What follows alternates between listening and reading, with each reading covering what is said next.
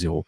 Mais avant de rentrer dans le vif du sujet, Julien, on t'a pas encore entendu parler de la grosse nouvelle avant les séries, avant la fin de la saison. C'est Kevin Gilmore out. C'est la seule personne du canapé qui n'a pas en parlé. Donc, je te donne quelques minutes juste pour. Quelle était ta réaction à chaud quand tu l'as vu? Juste quelques minutes là, pour t'exprimer sur ça. Comme je disais, pour rien vous cacher, c'est vrai que déjà, tu sais qu'il est plus là. Oui. On avait un doute. On avait un J'ai pari. entendu votre émission de mercredi. Il a appris avec nous. Non, mais pour rien cacher au Patreon, il y a de ça 6 semaines, on en avait parlé en off tous les 5. Reg et moi avons eu vent d'une rumeur qui tournait. Vu que c'était une rumeur, on avait décidé de ne pas en parler plus que ça. Puis, ça s'est vérifié. Je pense que... Est-ce que je suis surpris? Pas tellement. En fait, oui, un petit peu, parce que je pensais que... La vérité, c'est que je pensais que Joey avait abandonné le CF Montréal pour se concentrer sur Bologne. Puis j'ai l'impression qu'il a voulu là reprendre un peu ce qui lui revient de droit, puisque c'est à lui. Et je pense que c'est allé un tout petit peu trop loin entre Kevin Gilmore et les partisans. Mhm. Montréal n'est pas une ville qui aime les scandales en soi. Et puis là, c'est aller un petit peu trop loin dans la défiance entre les partisans et le club. Et puis je pense que Saputo a juste voulu siffler la fin de la récréation et dire on va reprendre dans un cadre normal. Juste avant, est-ce qu'il ne pouvait pas attendre après la saison? Honnêtement, ça n'a aucun impact. Après, tu sais, c'était quand c'est une décision qui est prise comme ça, enfin, pour les gens, quand ça paraît être une décision incroyable, c'est que c'est déjà dans les tuyaux depuis bien un mois et demi. Hein. Ne croyez pas que Joey Saputo s'est levé mercredi et a dit tiens, salut Kevin, bye. Non. Il y a tout un préavis, il y a une discussion, il n'est pas parti sans rien non plus, vous inquiétez pas. Donc, toutes les tractations se font bien 2 mois avant. Ouais. Et voilà, il fallait le décider. Je pense pas qu'il y ait eu un impact sur le Decision Day ou quoi que ce soit. Ça aurait été Olivier Renard, je t'aurais dit c'est incroyable. Ouais. Mais Kevin Gilmore, non, pas tellement. J'ai une question pour toi. Je me souviens qu'au début du rebrand, tout ça, tu étais un de ceux qui s'en foutaient le plus. Tu sais. C'était un sujet qui t'intéressait à peine. Tu sais, tu étais indifférent. Ouais, tu sais, tu comprenais pas l'achalement, la réaction. Tu sais, c'est comme, OK, ils ont changé. Tu étais prêt en 10 minutes à passer au prochain sujet. Tu sais.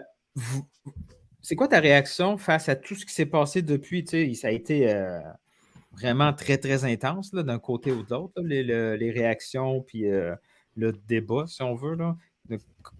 Et j'imagine que tu es surpris, mais c'est quoi tu penses exactement de toute cette situation-là qui mène finalement à cette conclusion-là qui est extraordinaire là, pour un sujet que tu pensais pas si important que ça?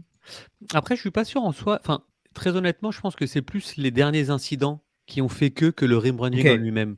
Pour être honnête, je vais peut-être pas me faire beaucoup d'amis ce soir, mais je pense vraiment pas. Je pense que si les 132 étaient encore là et que effectivement il y avait du démission, etc., comme on connaît dans tous les clubs du monde à peu près, où je prends l'exemple de Saint-Etienne, chaque week-end c'est le même slogan, etc. Tant qu'il n'y a pas eu cette goutte d'eau qui a fait déborder le vase, je pense que Joey aurait pu tenir jusqu'à la fin de la saison et après rediscuter. Après, ce qui l'a aussi influencé, c'est qu'il y a de nombreux exemples, Columbus notamment, parce que je me suis un peu intéressé, Chicago, New England, là, récemment, qui ont montré un petit peu la voie.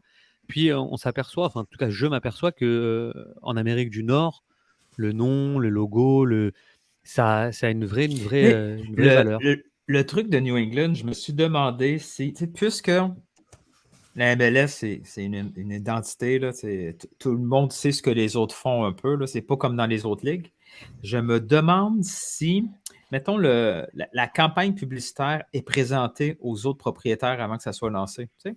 Mettons, t'imagines un meeting là, où New England présente la vidéo et la boîte et tout ça, puis c'est écrit, tu sais, nous, c'est pas un FC, là. Comment ils ont dû réagir, les autres proprios, tu sais, ça doit... Yo, bro! Hey, oh! Nous, on s'est tapé des SC puis des FC, puis là, tu nous fais ce coup-là, tu sais. Je me suis demandé vraiment si... est-ce que les autres proprios ont appris ça live, le nom, ou si le branding de New England était essentiellement focusé sur, nous, on garde notre nom. Mais en fait, le truc, c'est que je pense qu'il y a eu...